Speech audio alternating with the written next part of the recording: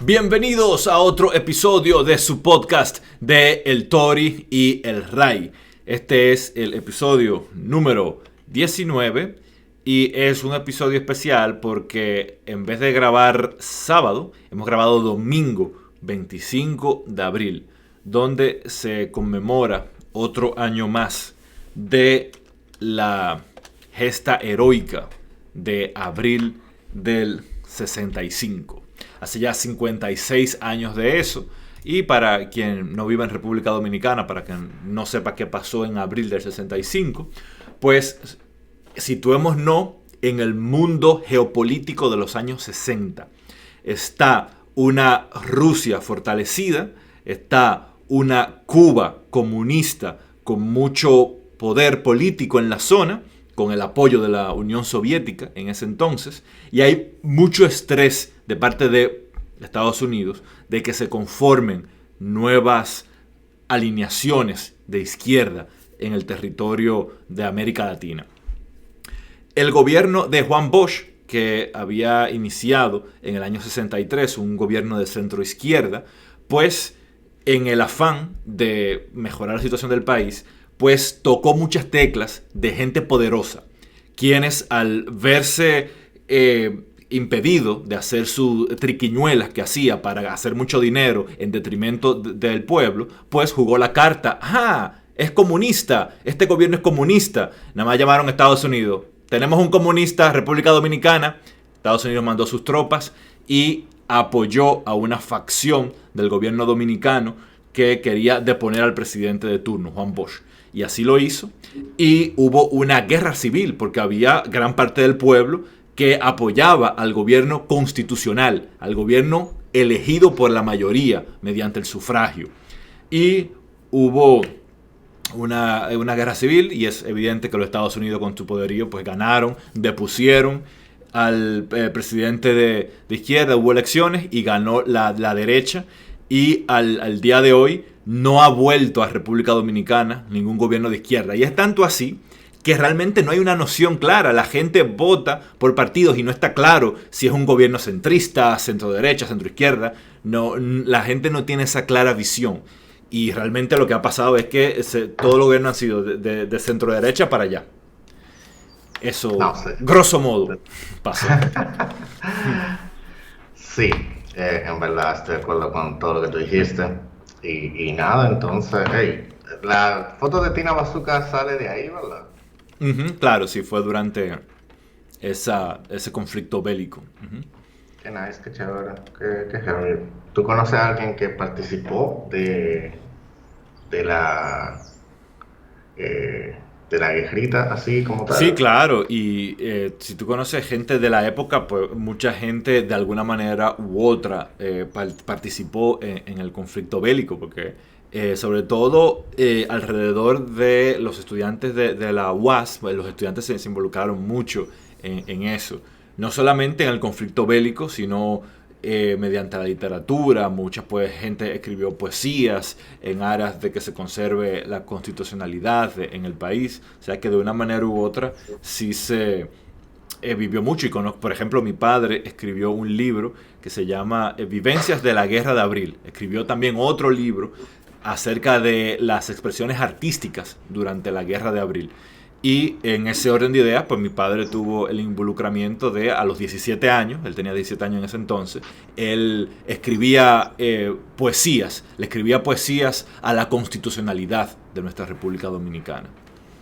Oh, wow, qué heavy, está muy chulo. O sea, hey, eso es la sangre que se lleva aparentemente. Tú también ahí. Que por cierto, vi que ya salió tu nuevo libro. ¿Cómo era que se llamaba? El fin de la pandemia. El fin de la pandemia, sí. Aquí tenemos sí. El ejemplar, todos ustedes. El fin de la pandemia, historias de un mundo distópico. Y lo escribí con mi nombre de pluma, Yves Larivière. En el ámbito de la literatura se utiliza mucho eso de nombre de pluma. Sí, muchos han escuchado sobre Pablo Neruda, pero quizá nadie conoce de Ricardo Reyes. Ricardo Reyes es el nombre de pila de Pablo Neruda. Pablo Neruda era su nombre de pila. Entonces, ¿por qué la gente hace eso? ¿Por qué Ricardo Reyes no publica un libro como Ricardo Reyes y por qué Reydelto Hernández no publica un libro como Reydelto Hernández. Hay muchas razones para eso. Una de ellas es mantener el anonimato. Cuando alguien se dedica al arte, pues pone en riesgo su vida privada. Gente como por ejemplo René de Calle 13, él dice de que él renunció a su vida privada. Él no puede ir al supermercado a comprar yuca y batata porque lo asedian. Él dice que le encanta ir a países como Alemania, países donde no lo conocen, para él darse lujos como por ejemplo caminar por la calle libremente. Entonces, personas que no queremos renunciar a esos placeres de la vida, de tener una vida privada, pues esa es una de las razones por la cual escribimos Un Nombre de Pluma. Otra razón simplemente es los haters, ¿no? Si sacamos un libro y la opinión pública lo destroza, pues si Yves Larivière se convierte en el personaje odiado número 1, pues el próximo libro saldrá como Juancito Turcupey, o otro nombre de pluma, ¿no? Una manera de volver a nacer, ¿no? Y poder repensar. El mismo Cortázar, que ya en la última etapa de su vida sí publicó con su nombre real, su nombre de pila, Julio Cortázar, sus primeros libros fueron escritos con nombre de pluma y era básicamente un experimento. Él quería probar de que déjame publicar este estilo a ver cómo reacciona el público. Y luego si se quema un nombre, si ya el público odia ese nombre y no compra el libro de ese autor porque no le gusta, pues entonces puedes resurgir con otro nombre, ¿no? Eso es un poco de las razones. Entonces, otra, en el caso mío también, este libro en particular no es Raidelto quien escribe. Quien escribe es un personaje de por sí, que de hecho aquí te habla del autor. Dice que Yves Larivière nació en Francia y que nació en el año 64, dice aquí, y que luego se mudó a Canadá y tal. Entonces todo lo que está aquí, hay algunos textos que están escritos en primera persona. Esas cosas que están escritas en primera persona no está desde el punto de vista de Raidelto Hernández, sino desde el punto de vista de Yves Larivière, el cual es un autor ficticio, es un personaje como tal. Ok, o sea, la obra es ficción escrita por un personaje ficticio. Exactamente. Pues, como hay dos layers ahí sí. de chulería y bacanería. Y lo interesante de vivir, de escribir, es vivir varias vidas. Aquí hay textos que tú dirás, pero qué bizarro y qué oscura es la mente de Raidelto. Dirá, bueno, es que no es Raidelto que está aquí, es Yves Larivière. Entonces las cosas oscuras que salen aquí es fruto de la pluma de Yves Larivière. Cualquier cosa cuestionenle a él. Cool.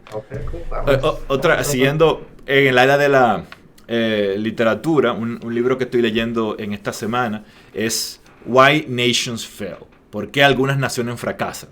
Entonces, por la intervención americana. aquí habla de algunos países, de por qué son prósperos, por qué otros no. Pone casos muy interesantes, como el caso de Nogales en Arizona, en Estados Unidos, que hace frontera con Nogales en Sonora, en México. Son pueblos que hasta se llaman igual y los separa solamente una frontera. Y la frontera al norte, la Nogales de Estados Unidos, es rica y la Nogales del sur en México es pobre. Entonces, ¿por qué? Entonces, spoiler alert, simplemente dice instituciones. Si las instituciones funcionan, pues eso ayuda grandemente a la perseverancia, a la riqueza y al éxito de las naciones.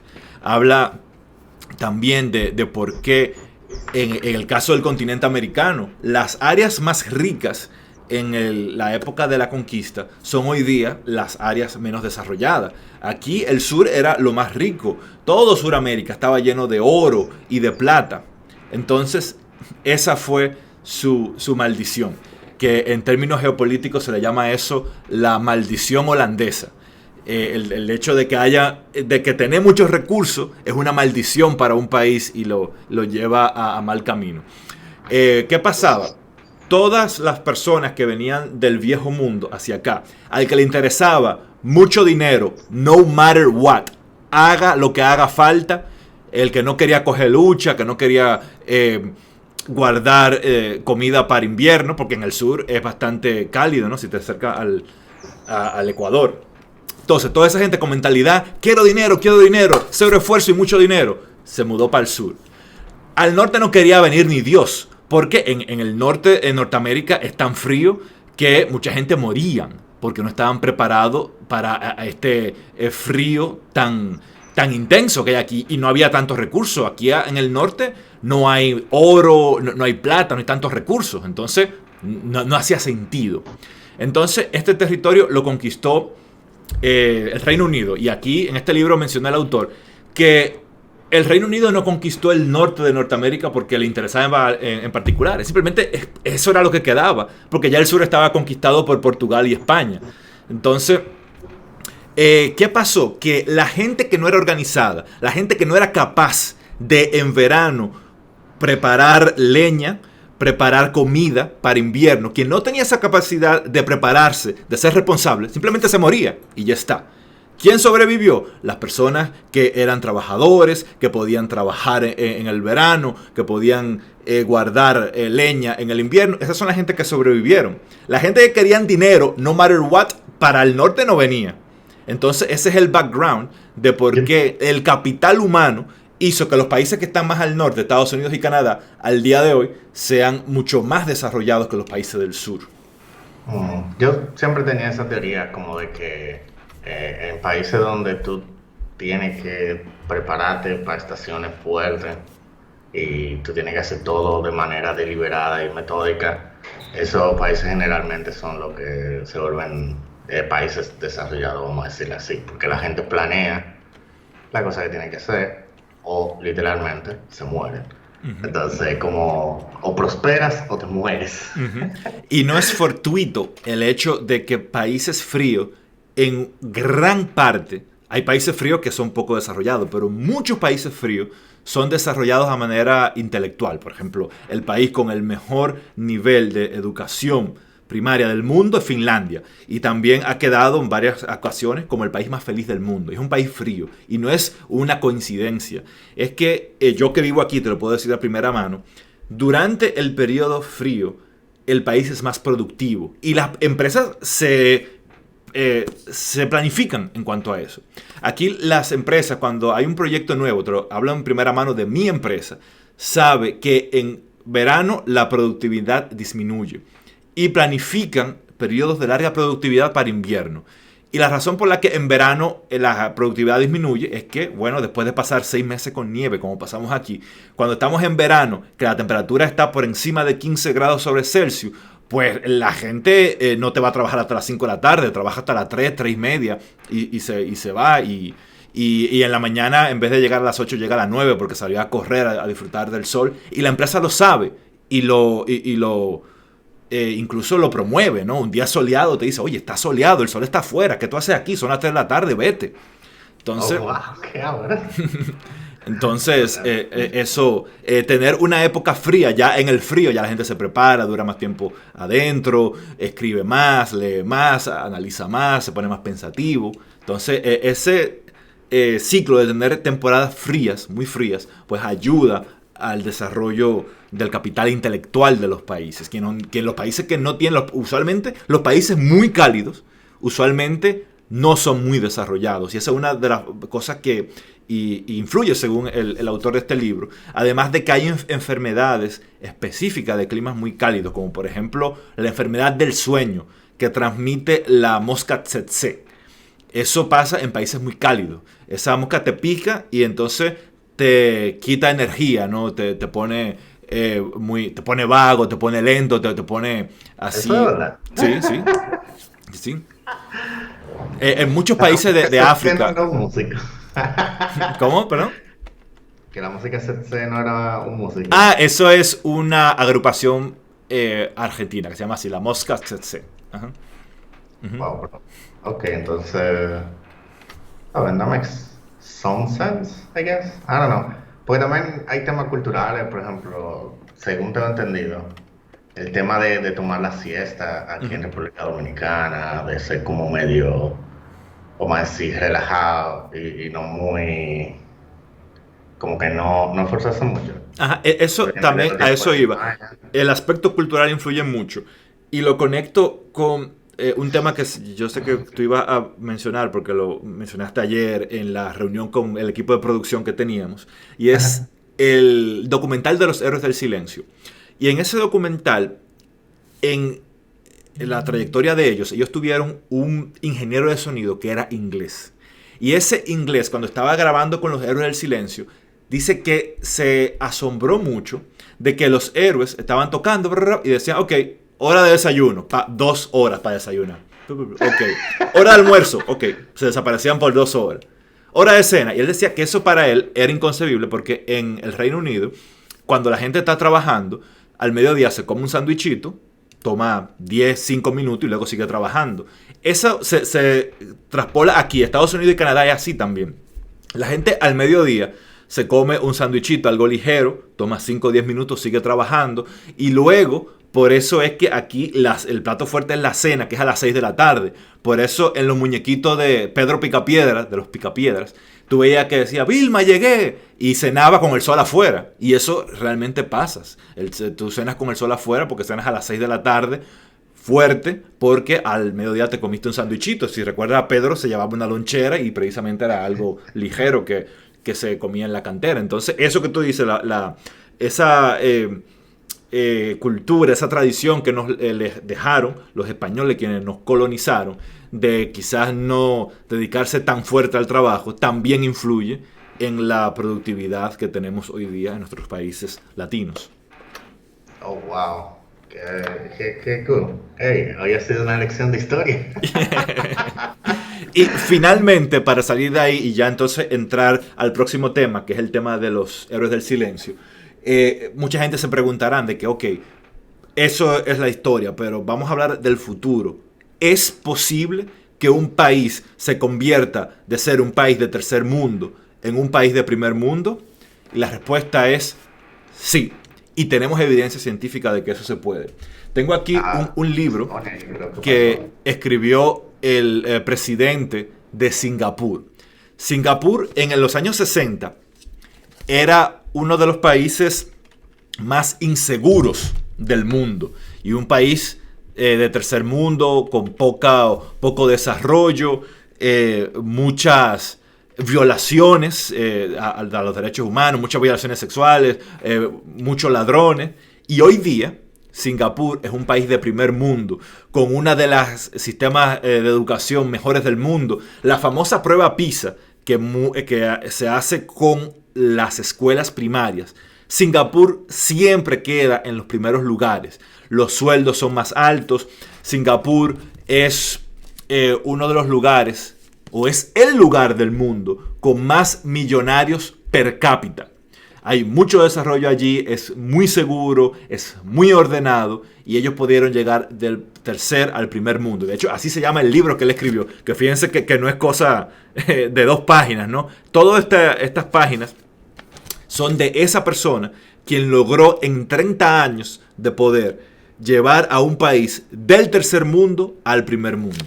Ahora bien, no es un camino fácil y las naciones que son prósperas llegaron a ser prósperas en otro mundo, en este mundo que vivimos hoy día, con las libertades que tenemos, con las restricciones que tenemos, que tienen sentido, ¿no?, de derechos humanos y tal, son necesarias, pero llegar de un nivel de subdesarrollo a desarrollo no se puede llegar, según el autor, si no hacemos lo que hizo Francia. Francia hasta los años 80 tenía la guillotina. Ellos inventaron la guillotina. Y simplemente el que es un inadaptado social, el que no puede bajo ningún concepto respetar a los demás, le cortaban la cabeza y ya está. Y así hizo el Reino Unido, así Estados Unidos al día de hoy, en más de 20 estados, tiene la pena de muerte que es parte del sistema judicial.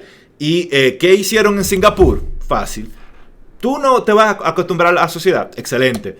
Coge una soga para no gastar dinero en balas y a todo ese inadaptado social, dale para abajo. Oh, Dios, vaciaron las cárceles. Vaciaron las cárceles. Y dirá, bueno, ellos tuvieron que renunciar un poco a las libertades. Y al día de hoy, cosas como, por ejemplo, si te encuentran tirando un chicle, de hecho el chicle no está permitido, o sea, no se vende, pero si de alguna manera tú consigues un chicle y te ven tirándolo en la calle, 3 latigazos en la vía pública, es lo que eso conlleva. Entonces No es un camino fácil, no es un camino simpático, pero se puede establecer el orden. El problema es que si tú tienes varias generaciones de gente en anarquía, de gente que no valoran el respeto a los demás, de gente que de una generación a otra le dice hay que ser vivo, y ser vivo significa romper las reglas, cagarte en los demás, no respetar a nadie, meterte en la fila, pues entonces varias generaciones de esa deformación del principio de convivencia no se puede deshacer de una manera sencilla, de una manera simple, ¿no? Entonces, eso es una opción. El caso de Singapur es una opción. Si los pueblos pueden analizarlo. Si no le parece así, bueno, que inventen otra. Puede haber otra. Pero no hay una evidencia científica de que haya otra forma que lo haga. Hay muchas teorías, pero ninguna se ha llevado a la práctica y ha formado una evidencia, un caso de estudio como el de Singapur. Bueno, ¿Tú cómo lo harías, Tori? No se cometerán muchos abusos de poder, porque es que eso, o sea, el problema de tratar de ser algo así como tan, ¿cuál es la palabra? Como tan rígido, tan, hey, 7 latigazos en la vía pública por hacer X cosa. Es que cómo tú trabajas para evitar el abuso de poder, cómo tú haces que le caí mal a ese oficial y él me va a entrar a latigazo porque yo le caí mal. Entonces eso estaba violando mis derechos y yo no he hecho nada todavía. Right? O sea, lo hacen ahora.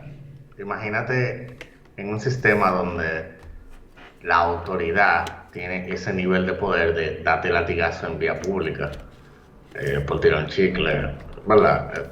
No sé, habrá que... Yo tengo que chequear ese libro a ver qué es lo que es, para poder argumentar con base. Pero yo siento que, o sea, de primera entrada, eso suena horrible. Suena horrible y en mi opinión es horrible porque viola muchos derechos fundamentales establecidos en los derechos del hombre, que fue de las mayores conquistas de la Revolución Francesa. El hombre tiene derecho a la vida según los derechos humanos, ¿no? Entonces, quitarle la vida a una persona. Hay mucho debate ahí. Y es triste. Yo no creo en la pena de muerte, por ejemplo. La vaina más rara del mundo, aparentemente. Y yo no creo en la pena de muerte porque el problema es que es un instrumento que el Estado puede utilizar para legalmente silenciar las voces que sean disidentes o silenciar a la misma gente que puedan de una manera u otra exponer alguna cosa del Estado, ¿verdad? Eso se ha visto cuando los gobiernos tienen poder ilimitado y pueden hacer cualquier cosa, generalmente lo van a usar, right? Uh-huh. Aquí hubo una dictadura como de 30 años durante ese gobierno se cometían infinidad de abusos y cosas así. Uh-huh. Entonces, no sé, como que... No sé... Sí. ¿Cuál sería la mejor forma de alcanzar el éxito en los países que no son desarrollados? $, y gasto en pesos, o sea que... Sí, pero igual repito, todas las ideas que he expuesto son ideas de estos autores que están aquí, no representan... Tú estás citando, no es que tú estás abogando por genocidios ni por abuso de poder. Exactamente, no estoy expresando mi opinión, sino la de estos autores que están aquí. Sí, y al que sea que se inspire en el discurso que acaba de hacer Raiderto para convertirse en presidente de algún país tercermundista y llevarlo al primer mundo usando los métodos de Singapur, nosotros no, por lo menos yo personalmente no apruebo ese tipo de gobernanzas así como tan fuerte como la de Singapur. Bueno, pues para salir de ese tema, dinos cuál sería tu método para sacar a un país X del tercermundismo a convertirlo en un país de primer mundo. Bueno, yo digo que habría que imponer un par de cosas, pero nada tan serio como que la pena de muerte, eso no.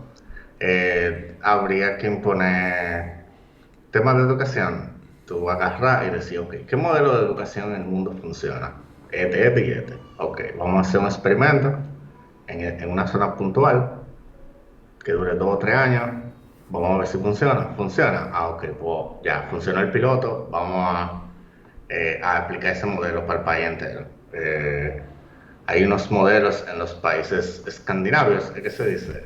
Que ellos como que no tienen tarea, como que dejan que la gente se desarrolle como individuo primero que nada, y eso está muy chulo.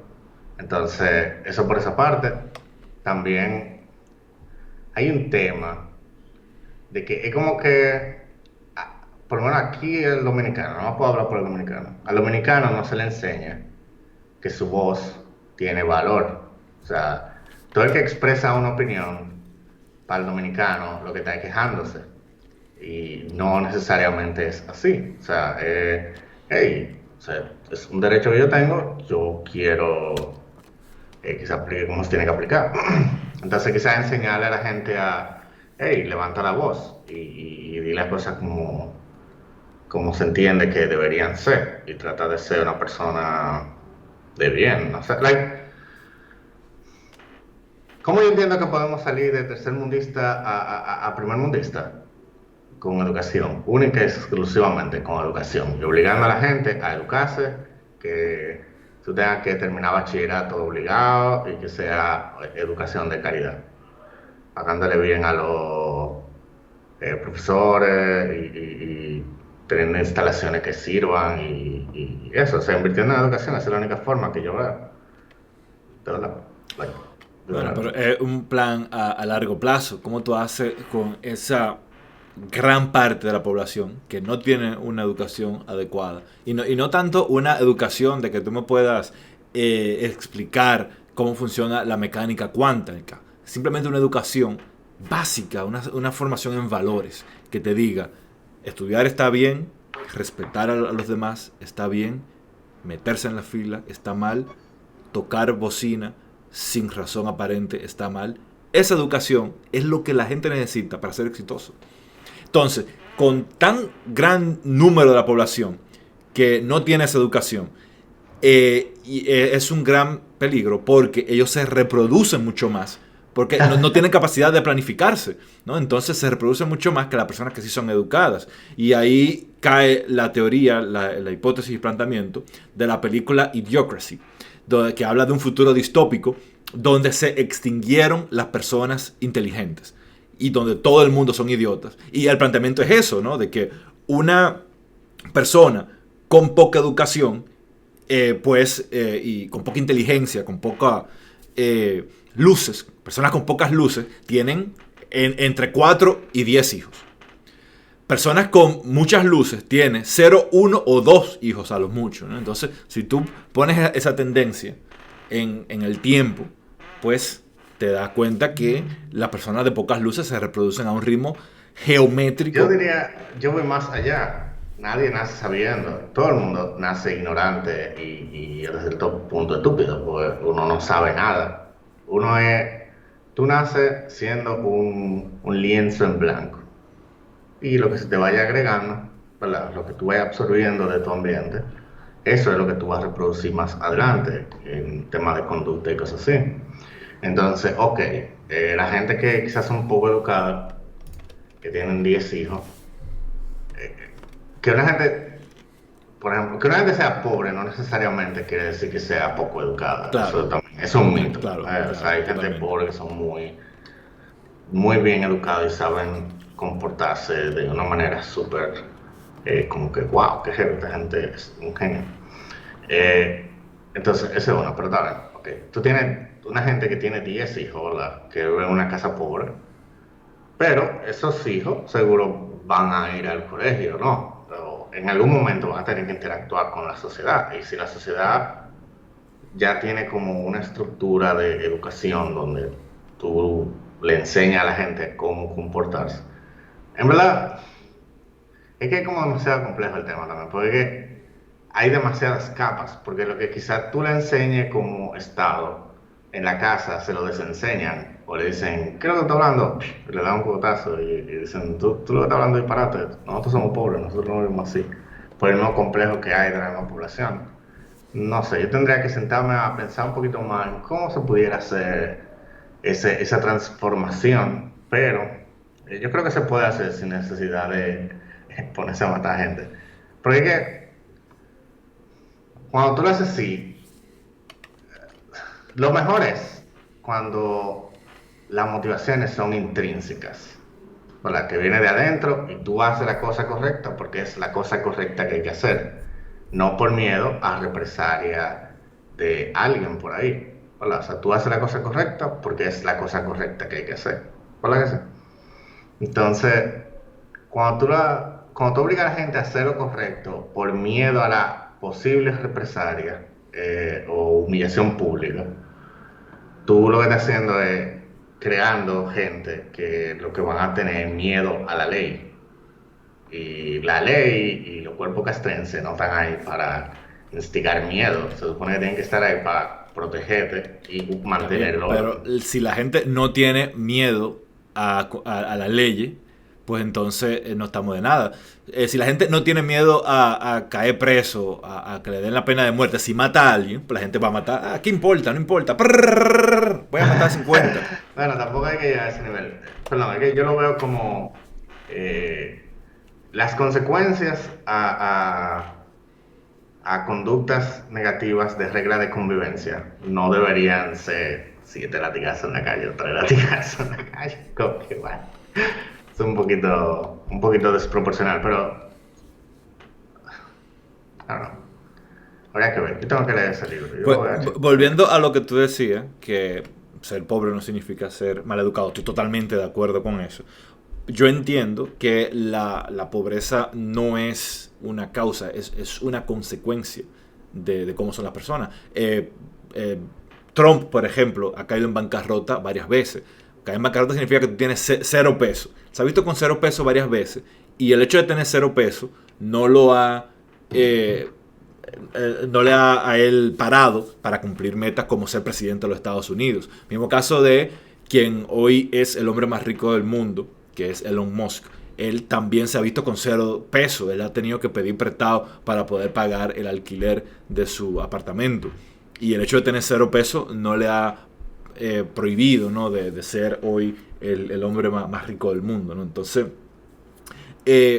no es una ciencia cierta, ¿no? Pero es muy probable que una persona, como dije, que respeta a los demás, una persona que valore el valor del estudio, una persona que sea capaz de planificar el futuro. Es muy difícil que esa persona no viva una vida próspera. Es muy difícil. No es imposible, pero es muy difícil. Y ahí entonces conectamos con lo que decíamos hace un tiempo de las clases sociales. Que las clases sociales no tienen que ver con el dinero. Muchas veces la gente de la clase social sí tienen una cantidad parecida de dinero, pero es simplemente, si ponemos el caso de un aula, por ejemplo, cuando tú estabas en el colegio, la gente naturalmente se juntaban, creaban pequeños grupos. La gente que le gustaban los carros se juntaban todos porque tenían cosas en común. Lo que le gustaba el basquetbol se juntaban. Entonces, la gente que entendía que había que trabajar, que había que planificar, se juntaban porque tenían cosas en común. Y es muy parecido los ingresos que generaban, porque hacían cosas parecidas, por lo cual tenían resultados parecidos. A la gente que lo que le gustaba era neciar en el curso, que se drogaban, que fumaban, pues también se juntaban. Y ese grupito también, pues entonces las consecuencias de sus actos también son parecidos, ¿no? Y entonces el dinero que generan también son parecidos porque sus actos son parecidos, ¿no?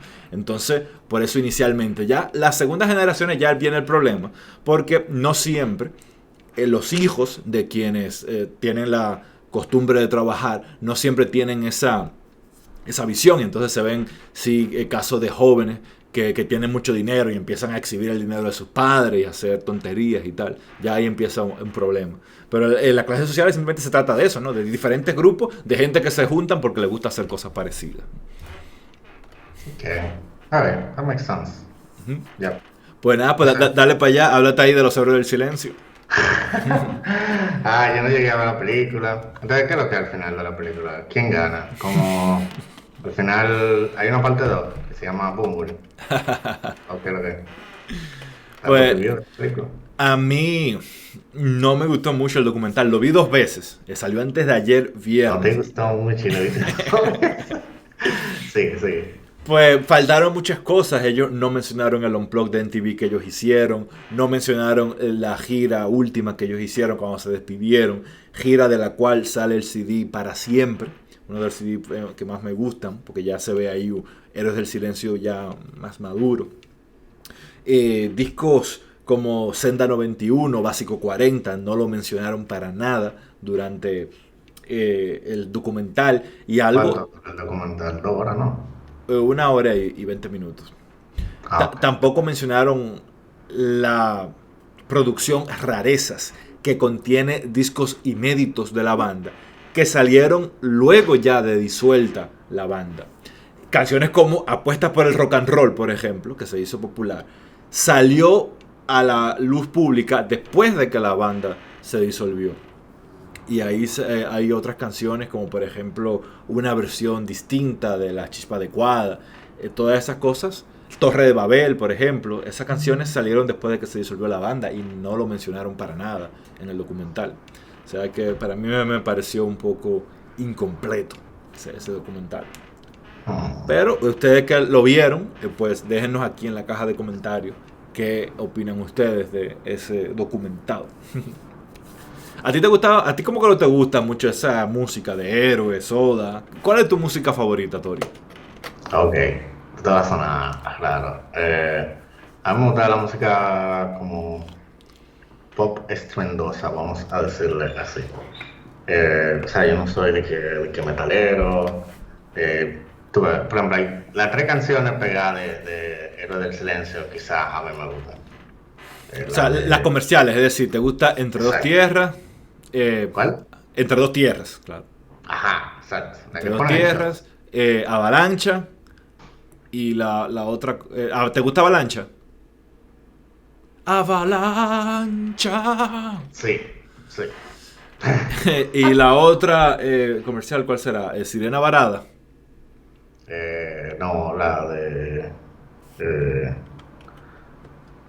entonces ahora La yo digo chispa el adecuada, nombre claro. y tú La me vas a chispa decir adecuada, ¿verdad? exacto. Yo digo el nombre de la canción y tú me vas a decir, no, pero ese es Bumble, eso no era del silencio.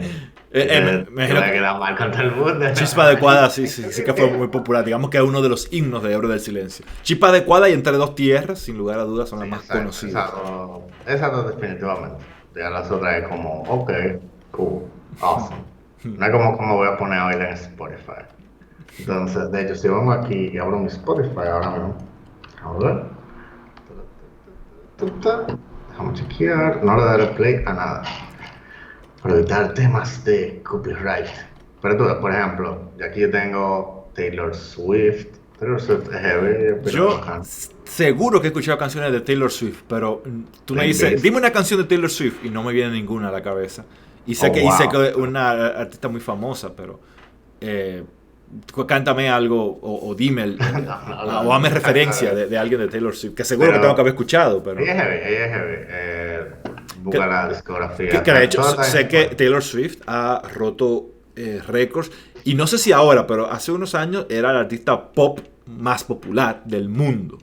No sé si Sí, sigue eso siendo. sí, como que, no sé, la anomalía más grande de la industria. Ella lo último que ella hizo fue que ella le compró al estudio de grabación las canciones como de los primeros álbumes que ella hizo. Porque como funciona, tú firmas un contrato con el estudio, pero el estudio es dueño de todas las canciones, ¿verdad? Hasta después que tú te haces influyente y tú puedes hacer lo que ella hizo. Entonces ella compró para atrás todas las canciones que ella hizo y ahora, ella creo que ahora lo sacó o lo va a sacar pronto, un CD, donde ella lo que hizo fue que regrabó las canciones de los primeros 3 CD para venderlo más para adelante. O sea, como que, no sé, eso yo lo veo como un power move y una vaina bien bacana. O sea, la tipa no le coge disparate a nadie. De hecho, ella agarró y dijo, Spotify no paga lo suficiente, sáquenme todas las canciones de Spotify. ¡Fua! Yo no Y sabía. Tú Spotify no puedes escuchar Taylor Swift en Spotify ahora. no se podía. Y ella así, yo tengo las gónadas más grandes que todos ustedes. A ustedes que les conviene que mi música esté en su plataforma.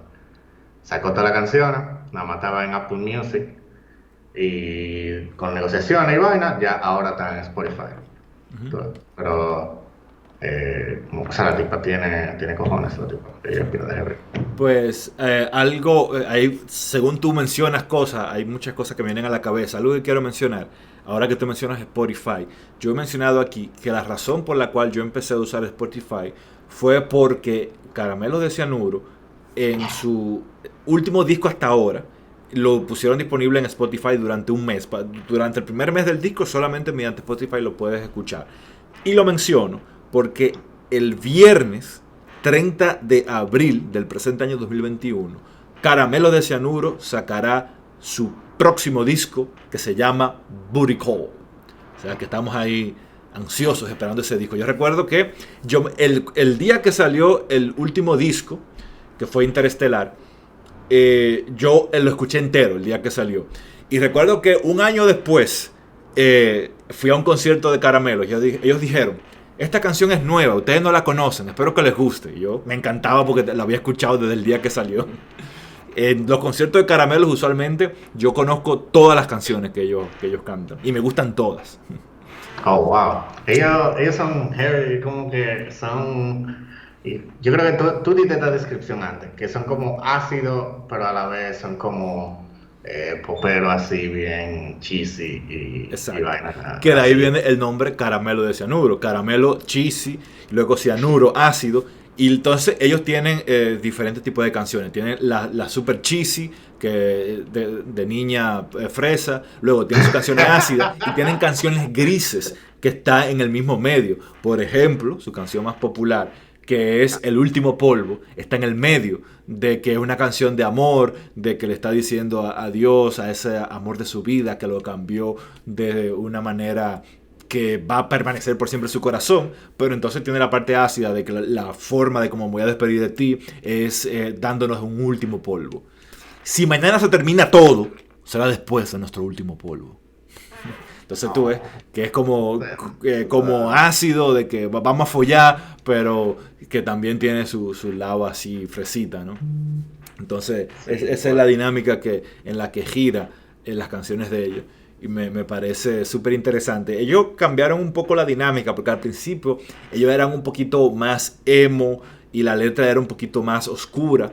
Y tuvieron que moverse un poco más hacia lo comercial, pero esa movida no le cambió su esencia.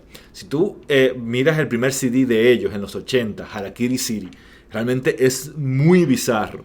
Y a mí me gustan todos sus estilos. Ese estilo al principio, como por ejemplo de Plataforma de Despegue, de la misma Harakiri City, también me gusta mucho. Es una... describe eso, siempre historias de un mundo distópico. Siempre describen. Entonces, es algo... La historia de un mundo distópico, Por, como cierto libro sobre el final de una pandemia. sí, sí. Por ejemplo, Interesante. narran ahí la historia de una pareja que se quería mucho, pero él tenía que regresar a su planeta y se fue en un cohete a su planeta. Y ella cada noche que pasaba miraba hacia arriba a ver si podía ver el cohete y ver a lo lejos a su amado. Oh, qué chiste, pura chiste. Pero sí, como que, bueno, está bien, ya, el secreto está afuera. Vamos de la música cheesy y ya. Vamos de la música que es fácil de escuchar y bien popera y vainita. Y puede venir de cualquier artista o lo que sea. Ujú. Yo, por ejemplo, durante mi adolescencia, y vamos a decir hasta el día de hoy, siempre he sido muy fan de Alejandro Sanz. Tú ves, like, no me han gustado tanto los últimos CD, de hecho, como desde el no sé, yo creo que Mi Marciana fue la última canción que me gustó de él, pero todavía, pero se siente como muy deri- derivativo, es la palabra, muy derivado de como de trabajos anteriores, Ujú, como que se escucha como repetitivo, creo, más o menos. ujú. Pero sí, tú, por ejemplo, vamos de la música cheesy, así como vaina, y sí, es fácil de escuchar así bien Bueno, pop. a mí me gusta, depende cuál el contexto. Si es para bailar, pues bueno, pues algo sencillo sí. Pero para esparcirme, para crecer espiritualmente, pues me gustan las canciones con contenido. Y puede ser de cualquier artista. Por ejemplo, Shakira, que es una artista pop, tiene una canción que a mí me parece genial, que es una canción que narra Me enamoré, ¿verdad? narra narra un mundo distópico. Octavo día. El octavo día narra una historia hipotética de los 7 días de la creación y luego de 7 días de creación, pues al octavo día, Dios tomó un descanso y bajó a la tierra y vino disfrazado para que nadie sepa quién es y empezó a ver cómo iba el mundo luego de la creación. Y pasaron muchas cosas interesantes, ¿no? Un poquito nos llama a cuestionarnos, ¿no? Acerca de cómo somos, quiénes somos como humanidad, hacia dónde vamos y si realmente somos tan importantes como realmente nos creemos nosotros que somos, que modificamos el planeta entero a nuestra conveniencia y nos cagamos en todas las especies y creamos edificios y creamos todo unas infraestructuras donde le damos prioridad a nosotros, que somos una de las miles de especies que existen sobre el planeta. Entonces nos hace cuestionar mucho realmente. Tú no puedes comparar eso con un mojito, 2 mojitos. Mira qué ojos chiquitos. Una vainita así. Yo no sé cuál canción es. Shakira tiene una canción que dice así, bueno, no sabía. En su nueva etapa de Shakira yo creo que entendió algo. Y es que desafortunadamente hacer música profunda o hacer música por el amor a hacer música y experimentar y vaina así no es rentable. Porque ella cuenta como que, o sea, desde que ella empezó a cantar en inglés, es como, ella lo que ha hecho es, ok, yo voy a hacer como 90% de mi música es para vender música. O sea, hay que vender música, hay que hacer dinero, es un business al final del día. Y de cuando en vez yo voy a sacar 1 o 2 canciones como con quizá 2 o 3 letras más o menos. ¿Verdad? Entonces, sí, tú mencionas esa canción y esa canción es como muy... O sea, yo no me imagino a la Shakira de hoy tirando esa canción Sí. hoy en día. Sí, porque imagínate, tiene hijos, hay que comprar leche y pampers. Eso pasa, por ejemplo, hay un productor de cine que se llama Phil DeFranco y él se mantiene en una dinámica donde él hace películas taquilleras, consigue dinero y luego hacen las películas que a él le gustan. Entonces, Normalmente así. No, incluso tú me has contado de otro caso de artistas que ellos tienen una faceta popera, que es la que paga las cuentas, y por ahí ellos se van a un bar y son unos metaléricos satánicos como Cristian Castro, y no me acuerdo qué más tú me mencionaste que tenía como ese estilo de... Juanes también.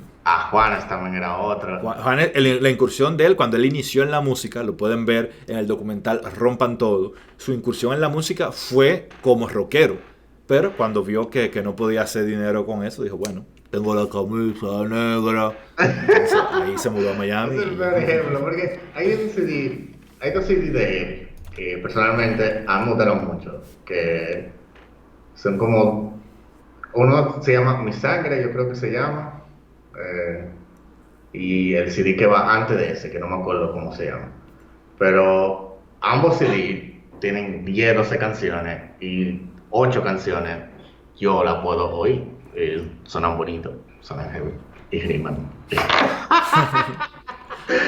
No sé, yo sí, la gente se va a dar cuenta, yo soy como un lago de... Un lago en el cielo. De profundidad. ¿Qué? Dije Un lago en el cielo, que es el título de una canción de Cerati. Oh, wow, qué nice. Un lago en el cielo, ¿cómo funciona? Anyway, sí, o sea, en tema de música, con que se diga bonito, ya yo tengo. Eso, ya, no me gusta. Suena heavy. Y ya para salir de ese tema, te pregunto, son cuestiones de gustos particulares. ¿Te gusta elevarte espiritualmente o te conforma plenamente con lo terrenal? Porque hay gente que dice, a mí el arte no me llena, no pongo cuadros, las canciones las escucho para bailar, pero a mí háblame de cosas concretas, a mí no me hables de elevarme espiritualmente. ¿Es el caso tuyo o no? Bueno, yo quiero creer que a mí me gusta elevarme espiritualmente escuchando canciones súper tristes y súper sad, y como vainas así. Por ejemplo, No, sí, eso, exacto. Yo quiero creer eso. Yo sí, por ejemplo, yo no tengo cuadros, eso yo no lo hago. Pero en tema de música, yo me siento, me pongo ahí música triste, literal. Eso Ajá. yo Y lo también hago lo hacía mucho. Cerati, lo menciona en sus canciones. Dice, escucho canciones tristes para sentirme mejor. Aparentemente, sí, yo tengo como un aire melancólico dentro de mí, no sé. A mí Entonces, también, yo te dije que en estos días sufrí un burn down de las redes sociales, sufrí una etapa de mi vida donde estaba triste y estresado a causa de las redes sociales y estaba así que en esa etapa. Escuchar canciones tristes me ayudó a encontrarme conmigo mismo, a calmarme y sentirme mejor realmente. bueno, hay canciones de Taylor Swift que son muy bonitas también, yo creo. Ya, Yo no diría que son tristes, pero tienen como un tempo bien lento y suavecito y como heavy. ya Tú, llegó Joe, ya Joe Rogan está aquí bueno, que yo tengo, quiere... de nuevo, yo soy muy basic. O Ajá. sea, Manuel Medrano es heavy, para mí. Tommy Torres es heavy. Eh, bueno, sí. Yo oigo Radio Disney. O oiga Radio Disney. Yo no oigo la radio, yo lo pongo en Spotify. Bien, ya se nos acaba el tiempo. La próxima persona que va a grabar aquí es Joe Rogan, ya llegó. Ya para finalizar, algo que quieras decir brevemente para nuestra audiencia. Saludo a Slam, que está escuchando eso, siempre ve. Yo prefiero esto. Ya dije que habíamos dicho que este proyecto no es comercial. Lo hacemos para que nuestra generación, que en 100 años se sepa quién fue Ray, quién fue el Tori, cómo pensaban, cómo se desenvolvían. Ese es el objetivo. Y tener un público que no es tan grande, pero que es de calidad, nos llena mucho también. Nos llena mucho satisfacción. Ujú.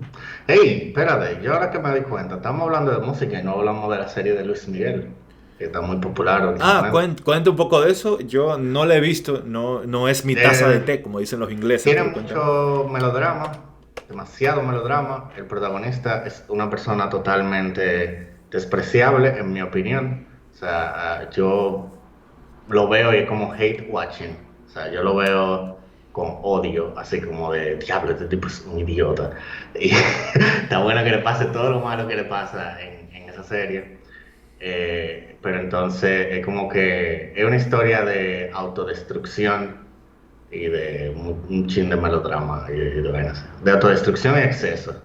Y uno creería que el pana, siendo como un baladero, ¿sabes? La figura de- como del solista de balada de los 90 y vainas así.